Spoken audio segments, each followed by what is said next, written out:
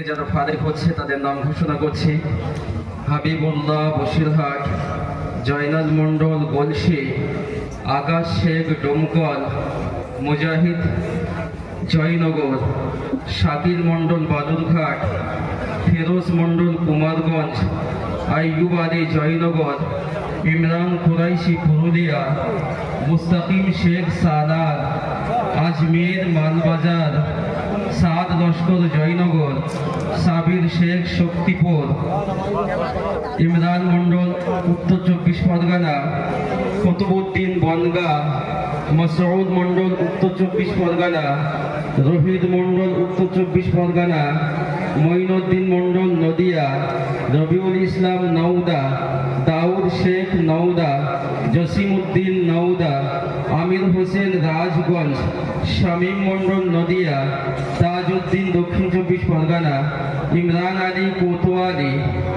শাব্বির হোসেন মুর্শিদাবাদ, হুজাইফা ডোমকল, ইয়াসিন মেমারি, জাহিদুল শেখ মন্তেশ্বর, রুবেল হক কোতোয়ালি, নূর মোহাম্মদ শেখ কাটোয়া, আবু নায়েক শক্তিপুর, হাসান মন্ডল বালুরঘাট। শুনে খুশি হবেন, মুক্ত হবেন। দাওরায়ে হাদিস থেকে এবছর আলহামদুলিল্লাহ 32টা ছেলে মাওলানা হয়েছে।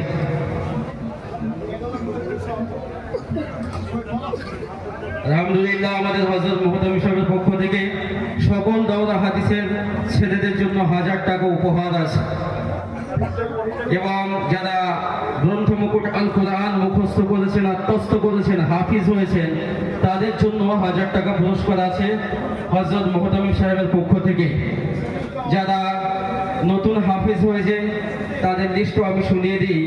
ইকবাল হাসান মুর্শিদাবাদ, সরফরাজ আলী মালবাজার, শরীফুল খান বর্ধমান, রফিক হোসেন কোচবিহার, আলিফ রহমান পূর্ব বর্ধমান, মিসবাউল হক মুর্শিদাবাদ, ইউসুফ শেখ পূর্ব বর্ধমান, ইয়াহিয়া বৈদ্য দক্ষিণ 24 পরগনা, কবির হোসেন বাপ জাহাঙ্গীর হোসেন, মাসউদ আলম কোচবিহার, মুবাশশির খান পূর্ব বর্ধমান, আব্দুল্লাহ শেখ মুর্শিদাবাদ, আজিজুল শেখ মুর্শিদাবাদ, মাহবুব শেখ মুর্শিদাবাদ, জুবাইর হোসেন কোচবিহার, সেলিম আখতার মালদা এবং শহীদুল্লাহ পূর্ব বর্ধমান।